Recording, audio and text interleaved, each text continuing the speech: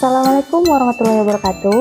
Perkenalkan, nama saya Fauzia Rahmi dengan NIM 859897785. Pada kesempatan ini, saya mendapatkan tugas tutorial ke-1 pada mata kuliah penanganan anak berkebutuhan khusus, yang mana mengembangkan keterampilan observasi dan analisis berdasarkan data nyata dan dokumentasi perilaku anak, yang mana aspek yang diobservasi adalah respon terhadap suara, bagaimana konsisten respon anak terhadap suara panggilan guru atau teman, kemampuan memahami informasi lisan, apakah anak dapat memahami penjelasan verbal, perintah lisan atau arahan, dan keaktifan anak dalam mengikuti pelajaran, menjawab pertanyaan atau berdiskusi, dan mengamati relasi anak dengan teman, apakah ada ketertarikan untuk bermain dan berkomunikasi.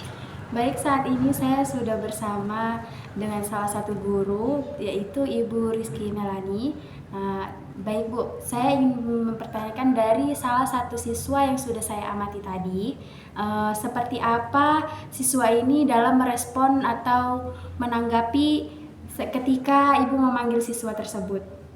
Ya, sering terjadi siswa itu dipanggil tidak hanya cukup satu kali itu dengar, kemungkinan bisa sampai 2 kali, 3 kali baru anak-anak itu bisa mendengar ketika kami sedang memanggilnya.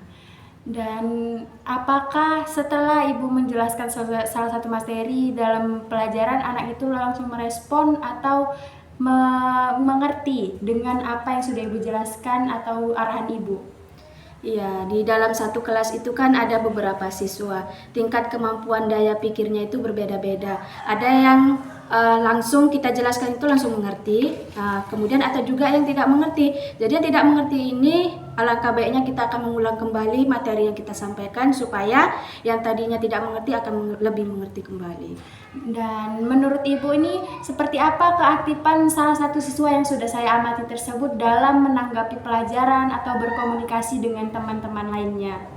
Anak-anak itu terkadang namanya kita belajar, mood anak itu kadang berbeda-beda. Hari ini anak itu niat kali belajar, nanti kadang ada malasnya, akan tetapi pas mereka mood belajar, ya alhamdulillah anak itu cepat menanggapi materi yang saya sampaikan. Dan menurut Ibu seperti apa relasi anak tersebut dengan temannya? Apakah ada ketertarikan untuk bermain, berkomunikasi, atau kita bisa sering sebut introvert atau extrovert begitu Bu? Ya, anak-anak itu wajar ya. Anak-anak ketika sedang dalam belajar mengajar, ada yang nanti sedang bermain sama temannya, itu wajar 1-2 orang. Tetapi kan kita sebagai seorang guru, kita hanya bisa memperingati sebaiknya, alangkah baiknya ketika guru menjelaskan, si anak itu bisa mendengarkan dengan baik supaya anak dapat mengerti materi yang disampaikan oleh gurunya. Nah, dan yang terakhir nih Bu, apa sih yang menurut Ibu hambatan dalam menanggapi siswa tersebut?